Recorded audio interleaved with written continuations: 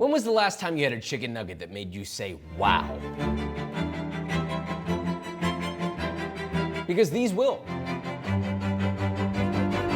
The art of the chicken nugget. I think they don't get enough respect and simultaneously do in a weird way, right? Like people like them and they eat them, but they're never really thought about as a main event. These are the main event and anybody can make them. There's no meat grinders involved. It's simple, it's easy. It's the simplest version of any chicken nugget recipe I've ever made. And in my opinion, it might be one of my favorite ones I've ever made. So with that being said, let's make this, shall we? First, we'll start by making our ground chicken, also called chicken farce. Next, we'll shape, bread, and fry. Or you can amp it up. We have a second version, Nashville Hot. And finally, we'll have two very easy sauces to serve alongside either of your choices. So let's begin. Chicken nuggets!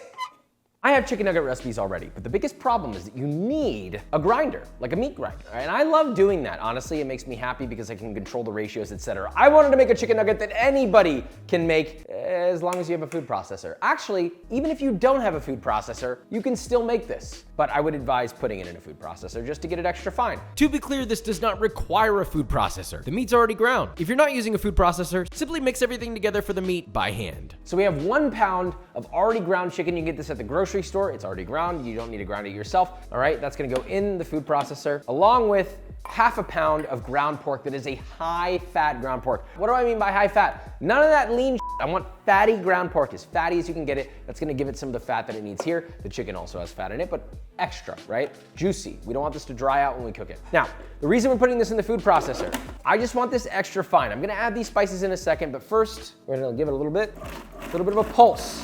And I wanna get this mixture a little bit fine and homogeneous here. Now you'll notice we're not using this to grind it, we're just using it to make it more of a paste, right? You know that pink slime that we've all seen from McDonald's? Well, that's unfortunately what makes McNuggets so good, because the meat is ground and emulsified so finely. So it's a little finer, it's a little more emulsified. Now we're gonna spread that out, and to this we're gonna add 1 tablespoon of kosher salt, 1.5 teaspoons of MSG, 2 teaspoons of granulated sugar, 1 teaspoon of ground white pepper, 2 teaspoons of garlic powder, half a teaspoon of onion powder. I always go really light on onion powder. It can be very overpowering. I would not try to increase that. And 3 tablespoons of cornstarch. This is gonna help make it a little more bouncy and keep it juicy.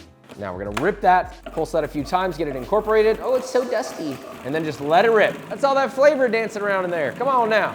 Oh yeah, dude, it's like nice and bouncy. That's what you want. Now I'm just gonna add a tiny, tiny, tiny splash of ice water, right? This is just gonna help congeal it at this point. It's a little warm. I wanna cool it down, but I also wanna finalize that emulsification. So we're about a tablespoon or 2 of ice water.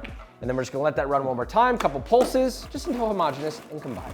All done, look at that. Now, when you're done, your paste should look something like this. It doesn't look that pretty, but it smells really good. And I promise you, it's gonna make the inside of that nice, fluffy, sort of chicken nugget texture. This is what's called a farce. Now we're gonna take our chicken nugget mixture, place that into a bowl. And at this stage, you can use it right away. I would prefer that you kind of spread it out, let it cure and relax and firm up in the fridge. Cover that with plastic wrap and set it in the fridge for at least 3 hours, ideally overnight. For a chicken nugget, this could single-handedly be the most important thing of all time. Sauce matters. We have 2 sauces for you. The first one is a confit garlic spicy chili crisp mayo.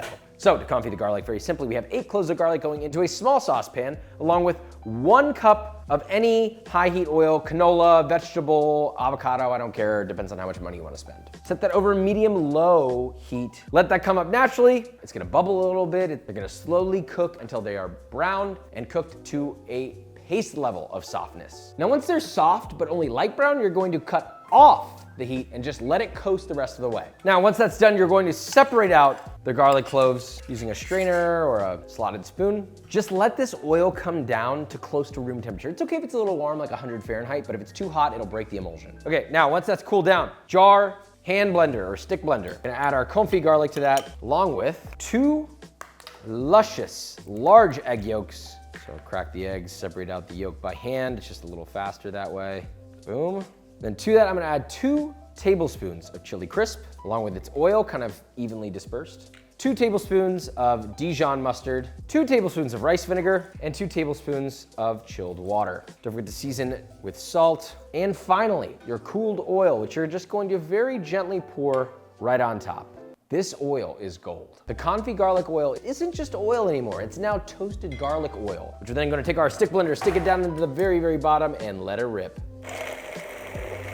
Slowly drag it up, getting a nice Beautiful emulsion. You can also do this in a regular blender, but you will have to stream in the oil as opposed to pouring it all in. That's why I like the stick blender for this. It's like acidic, it's rich umami, it's a little spicy. It's got a sweet garlickiness, not a bite your face off garlickiness to it. You know, you'll still be able to kiss your date after this if they also ate it. Now the second one is a honey mustard, which if you already made this sauce, you should make the honey mustard sauce because you only need 3 more ingredients, and those ingredients are 3 tablespoons of yellow mustard, literally could be any, French's, I don't care, just a nice yellow mustard, 3 tablespoons of honey, it's gonna be sweet, 1 tablespoon of rice vinegar, and then about a 1/3 cup of your spicy chili crisp confit garlic mayo. Whisk together. We're just gonna add a touch of salt to taste. And this will thicken up in the fridge if you let it sit a little. It's a little liquidy right now, which is fine. It'll still cling to the nugget, but if you let it sit in the fridge, it'll firm up a little and thicken up a little more. That is a banging honey mustard. Now you have 2 sauces out of 1. It's a beautiful thing. Let's fry these nuggets. To shape your nuggets, very simple. We have our farce, soup nice and firm. So you'll need a cookie scoop, like 1.5, 2 ounces. Get a little nice, generous scoop of your farce, dump it into your hand, and then you're gonna dampen your hands to then shape that into the classic nugget shape. You dampen your hands to get a more consistent shape, but also so it doesn't stick to your hands because the farce can be a little sticky, and dampening them with a little water, I'll be damned, keeps them from sticking. Randomized nugget shapes, if you will. I don't want these perfectly round anyway, but I do want you to make sure that you don't go any more than about a 1/2 inch thick. If you go too thick, they may get undercooked. They're just harder to keep an eye on, right? 1/2 inch will ensure that they get cooked through and you get a nice crispy crust. Then just rinse and repeat with all of your ground chicken. We have our 3-stage breading setup. 1 cup of all-purpose flour and 1.5 cups of panko breadcrumbs that have been pulsed a few times in our food processor, just to make it a touch finer, a touch more luxurious. Then in the center, the most important component, 3 whole eggs. By the way, I'm doing these on quarter sheet trays. You could totally do it in a shallow bowls. That's fine, whatever you got, right? I'm gonna add a splash of water to this. Beat those together till homogeneous and smooth. Dump that out. All right, so we have our 3 compartment setup looking lovely. Here's how you bread it. Dry hand, wet hand. I always keep my dominant hand as my dry hand.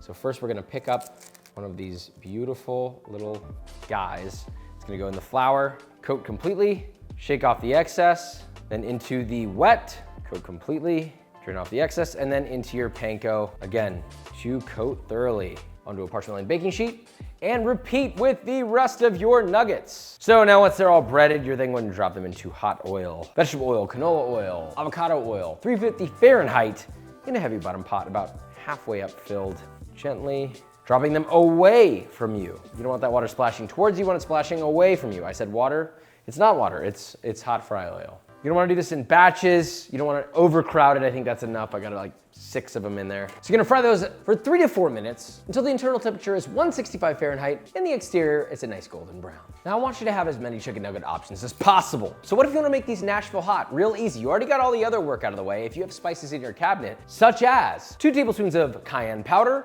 1 tablespoon of smoked paprika, 2 tablespoons of garlic, and 2 teaspoons of onion powder, 2 tablespoons of light brown sugar, 2.5 teaspoons of kosher salt, and 1.5 teaspoons of MSG. Give that a whisk together till thoroughly combined. Now you've already fried your chicken and you have hot oil just sitting there with that chickeny flavor in there. You're gonna take a nice ladle full of that, about a cup worth of hot fry oil, and pour that into your spices, whisk that all together. And all you need to do is take your finished chicken nuggets, grab them, dunk them, and coat them thoroughly in this mixture. Repeat with as many nuggets as you like. Set them on a wire rack to rest for about 30 seconds, and then serve. Now pile these beautiful crispy boys into a bowl, serve with our 2 sauces from earlier, and let's put them in our mouths. So let's start with the regular. See that? Way more moist, way more juicy than any McDonald's nugget I've ever had. It's got a little bit of bounciness to it, which I like, but what I really love is it's just super tender and just like melts in your mouth. It's almost like the filet mignon of chicken nuggets. It's seasoned perfectly, the umami, it's garlicky, it's just like, let me just stop myself there. It tastes like a chicken nugget, on the T, on the dot, but much easier to make at home. Let's try the sauces. Honey mustard first. It's the perfect classic honey mustard. I much prefer to make it because you can control what kind of flavors you put in there. It's creamy, it's sweet, it's a little bit spicy, and of course, that nice mustardiness to round out the palate. Now our spicy mayo. Not too rich. It's acidic, creamy, garlicky, but the garlic is not a spicy garlic. It's like a nice, well-rounded, smooth, sweet, smoky garlic. They're both beautiful. And if you're making the mayo, you might as well make the honey mustard. Now, Nashville hot. Holy that knocked it out of the park. That is 500 times better. Honestly, I would just skip these and go straight to these. This is like the new spicy nugget. I know that there's a larger quantity of people that order spicy nuggets over regular nuggets. It's significantly richer. That extra oil adds to sort of the leanness of the chicken. Even though the chicken is moist, it just adds an element of richness that wasn't originally there. It's spicy, super umami. And then of course, all those rich sort of spices of the smoked paprika, the cayenne, it's peppery. It's got a little bit of sweetness from the brown sugar. I mean, it's perfect. You could eat these without a sauce. This needs a sauce, and you got two of them now. So subscribe, love you so much, see you later.